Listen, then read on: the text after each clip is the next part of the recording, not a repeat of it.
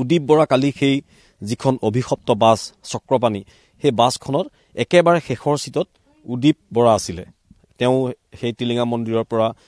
বগীবিল দলঙত তেওঁলোকৰ যি কালিৰ পৰিকল্পনা আছিল সেই পৰিকল্পনা অনুসৰি গৈছিল মই উদীপৰ পৰা অকমান জানিবলৈ চেষ্টা কৰিম প্ৰথমতে মোক এটা কথা কোৱা যে তোমালোক ইয়াৰ পৰা কিমান মানুহ ওলাই গৈছিল আৰু কেইটা বজাত গৈছিল আমি 49 জন মান যাত্ৰী গৈছিল আপোনাৰ 3টা মান বজাত ইয়াৰ পৰা ওলাই গৈছিল সব ইয়াৰে আছিল ইয়া একে গাঁও নাই সব আমাৰ ওচৰ চুবুৰীয়া গোটেই কেইটা বজাত উঠি গৈছিল আমি ইয়াৰ পৰা 3টা মান বজাত ওলাই গৈছিল গাড়ী 2টা মান বজাতে আহিছে 3টা মান বজাত ইয়াৰ পৰা ওলাই গৈছো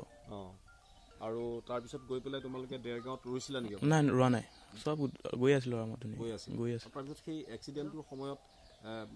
অকমান কিবা গম পাইছিলা নে যে কি হৈছিল তাৰমানে সেইটো সময়ত আমাৰ গোটেইবোৰ মানুহ অলপ টোপনি গৈ আছিল অলপ শুই আছিল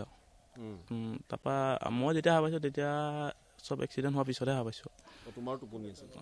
আমি অলপ হাপাই আছিলো যেতিয়া খুন্দা মাৰিলো অলপ মানে ক'ব নোৱাৰা নিচিনা হৈ গ'ল কিমান জোৰত হৈছিলে খুন্দাটো বহুত জোৰত হৈছিলে একদম ভয়ংকৰ মাৰিছে গাড়ীখন তোমালোকৰ যিখন গাড়ী সেইখন কিমান স্পীডত আছিল এখন 70 মানত ছিল 70 মানত আছিল ৰাস্তা যেটো খুব ভাল ৰাস্তা 70 ওপৰতে আছিল আৰু যেটো ৰাতি হৈ আছিল সেই সময়ত হয় দিন পোহৰটো নাছিল দিনৰ পোহৰ নাছিল নাই ৰাতি হৈ আছিল চালকজনে সন্মুখৰ গাড়ীখনৰ পোহৰ নেদেখিলে নে কি হ'ল পোহৰ তাৰমানে ৰাস্তাটো অলপ কিবা ওৱান ৱে হৈ আছিল নেকি ৰাস্তা ওৱান ৱে হৈ আছিল হয় তো কি হ'ল আমি অলপ টোপনি নিচিনা হৈ আছিল এইটো সব গোটেই অকল ড্ৰাইভাৰজনে চলাই গৈছে সব মানুহ একদম আৰামত হৈ গৈ আছিল সব টোপনি গৈছে সব হৈ আছিল তাৰপিছত উঠি পেলাই তুমি মই যেতিয়া দেখিছো তেতিয়া মই পৰি আছোগে মোৰ তলত এজন ডেড বডি এটা আছে এখন হাত এখন মোৰ গাত ওপৰত পৰি আছে আমি ওলাব পৰা নাই তেতিয়া আগফালে গোটেই ভাগি গ'ল তাৰপা ওচৰৰ মানুহবোৰে গোটেই চিঞৰিছে তেতিয়াই পিছফালে গ্লাছটো ভাঙি আমাক উলিয়াই দিছে আমি থকা কেইজন পিছফালে থকা কেইজনক লাষ্টৰ চিটত থকা কেইজনক কিমান সময়ৰ পিছত বাছৰ পৰা ওলাব পাৰিছিলা তোমালোক আমি কমেও 20 মিনিট মানৰ পিছতে ওলাব পাৰিছো এক্সিডেন্ট হোৱাৰ পিছতো 20 মিনিট আৰু তাৰ পিছত স্থানীয় মানুহখিনি তাত উপস্থিত হৈছে গাঁৱৰ ৰাইজ হয় গাঁৱৰ ৰাইজে উদ্ধাৰ কৰিছে মানুহ কৈছে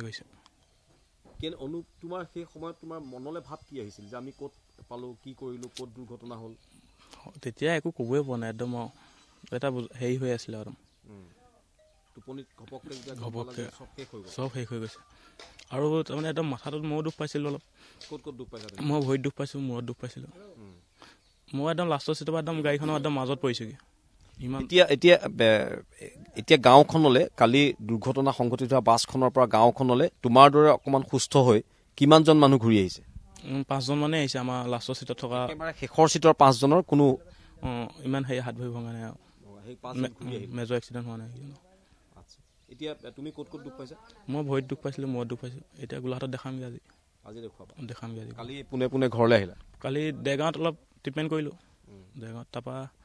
কালি ঘৰলৈ গুচি আহিলোঁ এতিয়া কিবা অসুবিধা হৈছে নেকি নাই ভৰিটোত অলপ বিষাই আছে যিজন চালক আছিলে মৃদুল বৰা ক'ত ঘৰ তেওঁ আমাৰ গাঁৱৰে পিছখন গাঁও পিছফালে ওচৰে তেওঁ প্ৰকৃত চালক আছিলে নে তেওঁ নতুনকেহে কালি গাড়ী চলাই গৈছিলে নাই আগত চলাই এনেকে বাছ চলোৱা নাই বুলি কৈছে আমি জানো বেলেগ এনে সৰু গাড়ী চলাই নেকি যিখন গাড়ী তোমালোক গৈছিলা চক্ৰপাণী তাৰ মালিক কোন জানানে মালিকজনৰ নাম এতিয়ালৈকে গম পোৱা নাই দেই মই গম পোৱা নাই গাড়ীখন কোনে বন্দবস্ত কৰিছিলে এই আমাৰ দুজন মানে লিড লোৱা কেইজনে বন্দবস্ত কৰিছিলে দুজনমান সেইজনো এতিয়া বৰ্তমান যোৰহাটতে আছে হয় ইতিমধ্যে উদীপ বৰাই সেই শিহৰণকাৰী ঘটনাটো ইতিমধ্যে বৰ্ণনা দিছে তেখেতে ইতিমধ্যে সেই গাড়ীখনতে আছিল উদীপ কিন্তু হয়তো সেই ভগৱানৰ আশীষ আছিল যিটো কাৰণে তেওঁ আঘাত অকণমান সৰু সুৰা আঘাত পাই ইতিমধ্যে তেওঁ পুনৰ নিজৰ ঘৰখনলৈ ঘূৰি আহিবলৈ সক্ষম হ'ল